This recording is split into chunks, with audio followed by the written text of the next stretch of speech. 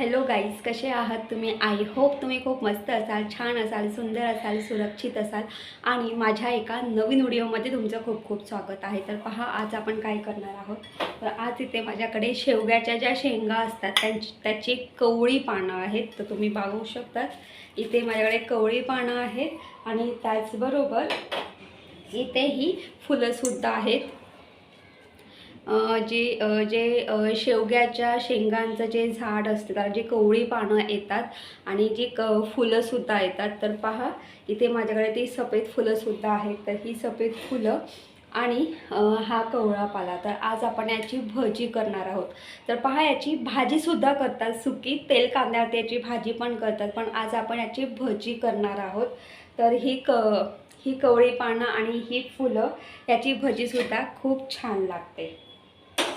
तर हा व्हिडिओ शेवटपर्यंत पहा. जर तुम्हाला माझा व्हिडिओ आवडला असेल तर माझ्या व्हिडिओ लाईक शेअर करा आणि माझ्या चॅनलवरती नवीन असाल तर माझं चॅनल सबस्क्राईब करायला अजिबात विसरू नका. तर चला, वेळ वाया न घालवता पटापट आपण रेसिपीला सुरुवात करूया.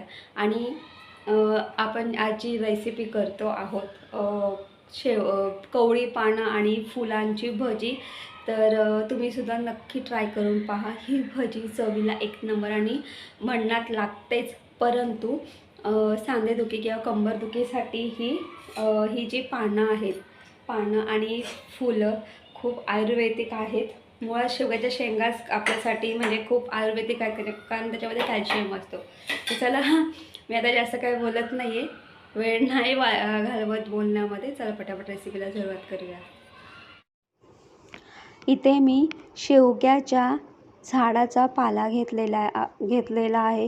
या शेवग्याच्या शेंगा असतात ना, त्याचाच हा पाला आहे. तर इथे मी कवळा पाला घेतलेला आहे.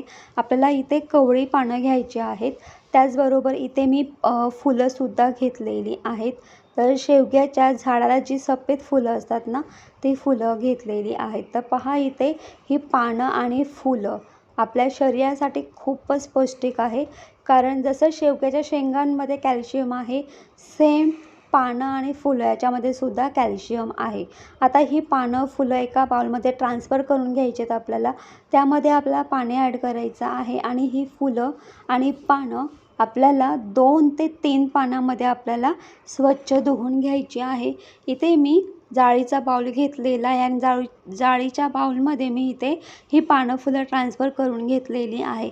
जोही काही एक्स्ट्रा पाणी असतं तो काढून टाकायचा आहे. तर पहा, इथे मी एक भांडं घेतलेलं आहे. आता इथे मी एक कांदा घेतलेला आहे. तो कांदा मी याचा उभा चिरून घेतलेला आहे. आता याच्यामध्ये मी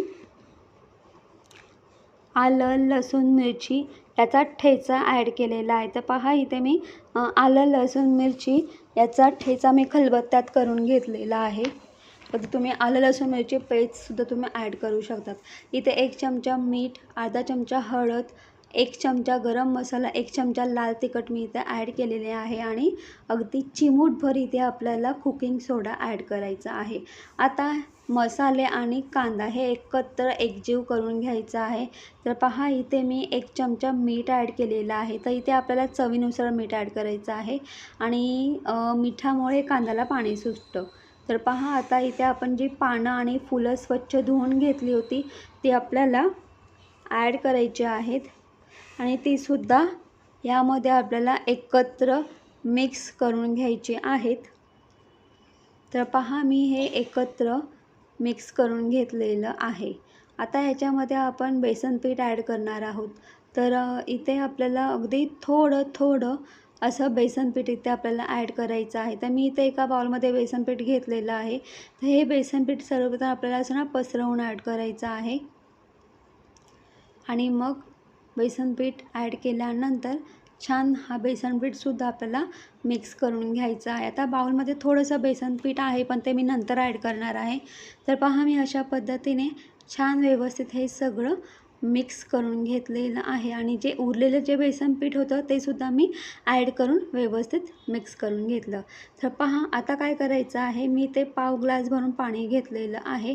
पाणी ॲड करून छान मस्त जसं आपण थालीपीठासाठी जसं आपण बॅटर तयार करतो, सेम तसंच बॅटर तयार करायचं आहे.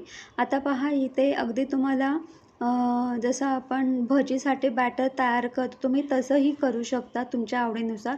पण इथे मी अगदी आपण थालीपीठ जसं करतो तर थालीपीठासारखं मी इथं बॅटर तयार करून घेतलेलं आहे. अगदी ह्या बॅटरचा असा एक छोटा गोळा घ्यायचा आहे, तो हातावरती असा थापायचा आहे आणि थापून छान मस्त असा वड्याचा आकार देऊन आपल्याला अशाच पद्धतीने ही भजी आपल्याला तळून काढायची आहे. तर पहा इथे तेल गरम झालेलं आहे. आता या तेलामध्ये आपण ही जी भजी आहे सोडून घेऊया, किंवा तुम्ही याला वडेसुद्धा बोलू शकता. पण मी आधी सर्वप्रथम 4 असे वडे हातावरती थापून एका प्लेटमध्ये काढून घेतलेले आहेत आणि मगच ते मी तळलेले आहेत. असं सोपं जातं पटापट तळायला. तर पहा, आधी तेल गरम करून घ्यायचं आहे. तेल गरम झालं की आपलं गॅस मीडियम ठेवायचा आहे आणि मग मीडियम गॅसवरती आपल्याला ही भजी छान मस्त तळायची आहे, जेणेकरून ही जी भजी आहे आतूनही खूप छान शिजते आणि बाहेरून खूप छान मस्त क्रंची आणि कुरकुरीत होते. तर पहा, इथे हे जे बबल्स आहेत ते बऱ्यापैकी कमी झालेले आहेत आणि इथे ही जी भजी आहे तर इथे आपली भजीसुद्धा छान मस्त तळून तयार झालेली आहे. शेवटी ना अगदी 1 ते 2 मिनटं गॅस मोठा करायचा आहे. मोठ्या गॅसवरती 1 ते 2 मिनटं ही भजी तळून घ्यायची आहे आणि पुन्हा गॅस मीडियम ठेवायचा आहे.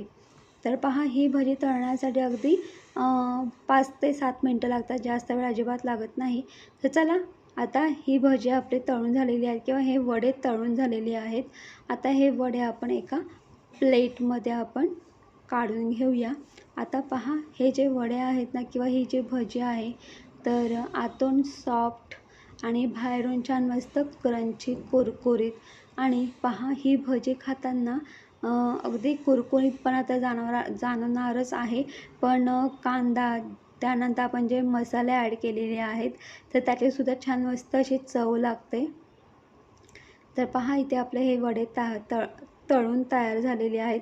आता बाकीचे जे वडे आहेत किंवा बाकीचे जे आहे तर त्या बॅटरपासून सुद्धा मी अशा पद्धतीने भजी तेलामध्ये सोडून तळून घेतलेली आहे.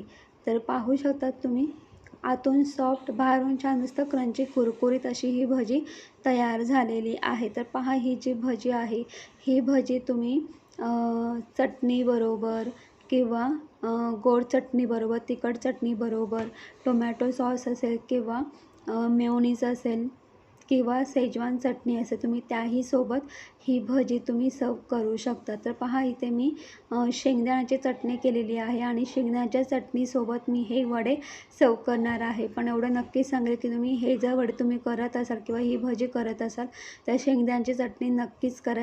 हे वडे शेंगदाण्याच्या चटणीबरोबर खूप छान लागतात. हे जे शेंगदाणे आहेत मी हे शेंगदाणे भाजून थंड करून आलं, लसूण, मिरची आणि कांदा आणि भाजलेले शेंगदाणे याची ही चटणी तयार करून घेतलेली आहे.